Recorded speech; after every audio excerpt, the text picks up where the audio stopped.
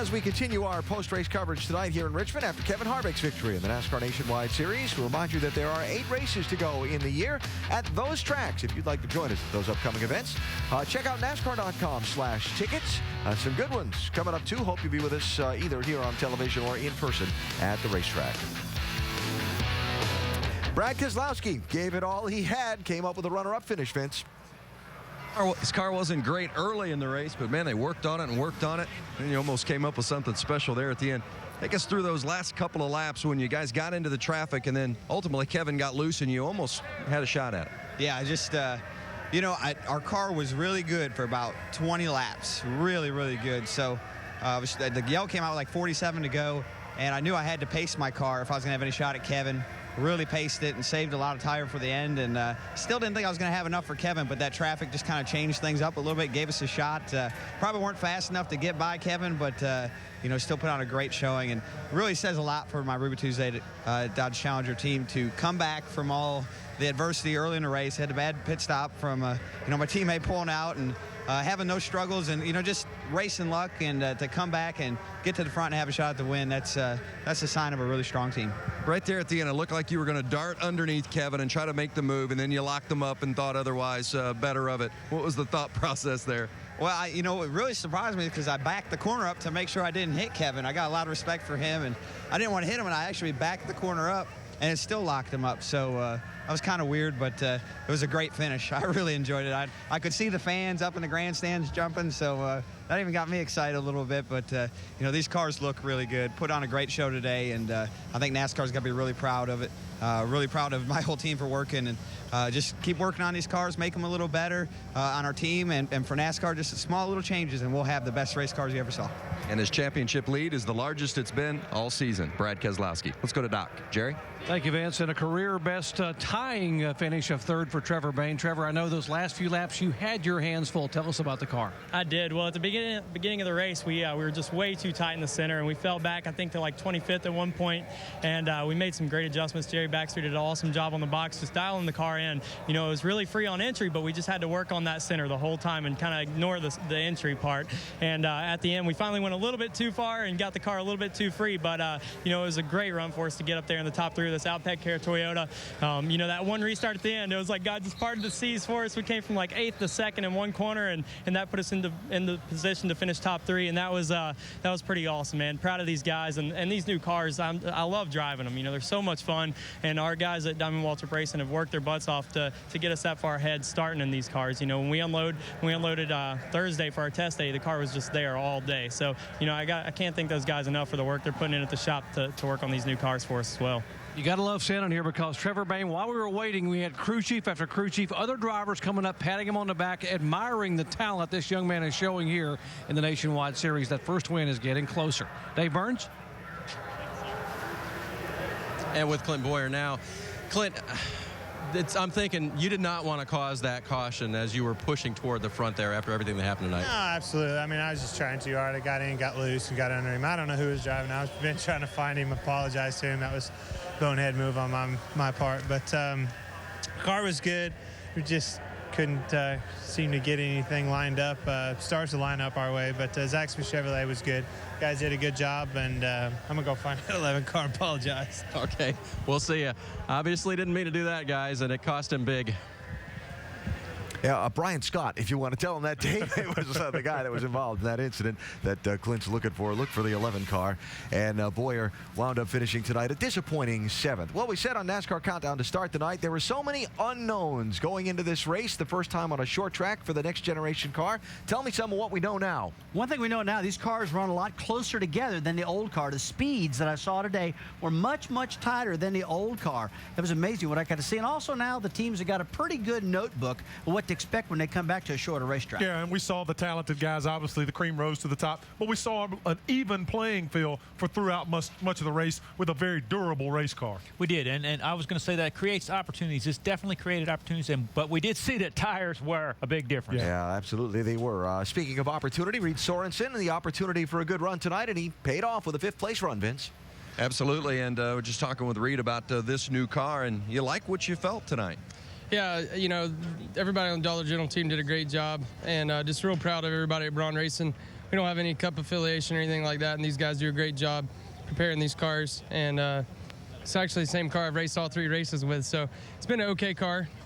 I felt like tonight we learned a few things about it, or actually this whole weekend we learned a few things about it, and there's still a lot to learn, But a fun race, real fun race, a lot of green flag, which is not typical here at Richmond, so had fun with that, and we had a really good long green flag car, and caused a couple of those guys there at the end, but still great finish for everybody on the Dollar General team.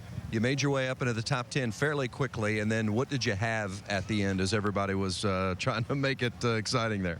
Well, I'll tell you, my car was really bad on the outside and really good on the inside, and I was fortunate enough that last restart to start on the inside, and we got around 4 or 5 of them, and then I looked in my mirror 10 laps later and they were gone, so we pulled away from 6th on back pretty easily, and that's actually the best my car was there at the end. So all the adjustments we made there at the end were really good, and I had fun. It was a good night. Yeah, Reed Sorensen's done a nice job in this 32 this season, a top 5 here tonight, 5th place. Dave? And Vince, I got good news for the guy who finished for us. Ricky, we're going to run this car all next year. 2 out of the 3 times they've run the new car, Ricky's had a top 5. Congratulations. Thank you. It's a blast out here with the new Mustangs, and City Financial is on the board this weekend, their first time on the Mustang this year, and I'm just glad to get him a top 5 run. It's been a struggle this year, but Jack stood behind me, and I can't thank him enough for keeping me in the car. The guys worked really, really hard this week, and we were good on long runs. We didn't need those cautions there towards the end, and I didn't like new tires. So if we could have ran the whole race on the same set of tires, I think we'd have had a better shot at it. But overall, it was an awesome night, and just looking forward to build on it the rest of the year. Okay, just get him to work on that fuel cell that goes 250 laps. He'll be all set, guys. And a nice top 5 finish tonight for Ricky Stenhouse Jr. as you see the fans beginning to file out of the parking lots from the Richmond International Raceway, looking down from the Goodyear blimp. And of course, Goodyear, the official tire of NASCAR. Go to Goodyear.com and check out their Support Our Troops program. Looking ahead from tonight, tomorrow morning, the pre-race edition of NASCAR Now, presented by 5 Hour Energy, tomorrow morning, 9 a.m. Eastern Time. And then the post-race wrap-up, 12:30 a.m. Eastern, late night, both here on ESPN2. And our coverage of the NASCAR Sprint Cup Series 400-lapper from here at Richmond is on ABC tomorrow night, 7:30 Eastern Time for the race. We start with NASCAR Countdown at 7 Eastern Time.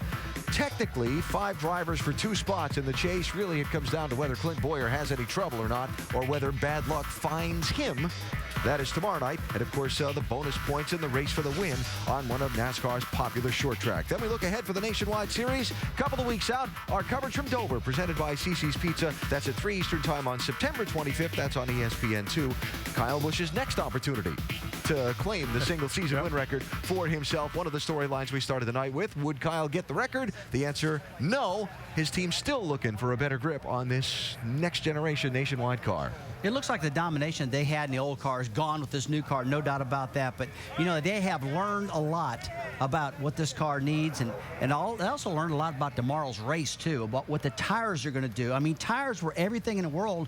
And I believe that these guys never thought it was going to be that big a deal. And let me talk about tomorrow night's race while we're looking at Kevin Harvick celebrating his win tonight. Harvick is going to take the green flag in that race tomorrow night, mid-pack in 20th position.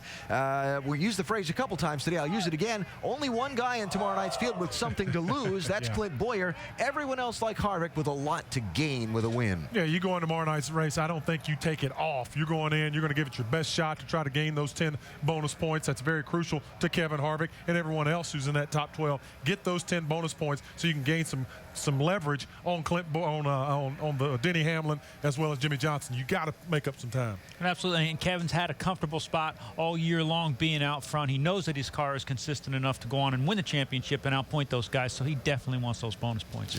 That is tomorrow night here at Richmond. 400 laps for the NASCAR Sprint Cup Series, the race to decide the final positions in the chase for the Sprint Cup and the final seating orders, how they'll start off the chase a week from now. We wrap up tonight's Nationwide Series race by looking at the championship standings. Brad Keselowski putting a little more ground on Carl Edwards with now 8 races to go in the year. By the way, the Owners' Championship, important to some, it's 51 points between the Gibbs 18 and the Penske 22 in favor of the 18. But Brad well on his way to becoming a NASCAR champion with 8 races to go in the Nationwide Series season. So race number 3 of 4 for the next generation race car for the NASCAR Nationwide Series.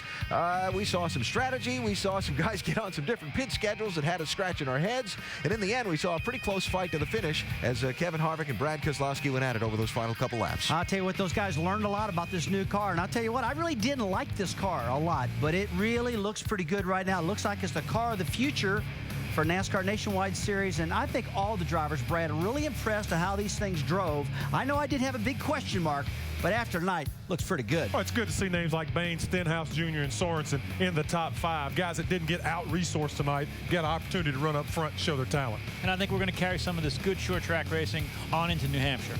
So tomorrow night, 7:30 Eastern, our coverage of the Sprint Cup race on ABC, preceded by NASCAR Countdown at 7 Eastern time. And up next is baseball tonight. We'll check in on the pennant races. So after 250 laps of racing in Richmond tonight, Kevin Harvick is celebrating in Victory Lane. So long from Richmond. We'll talk to you tomorrow night.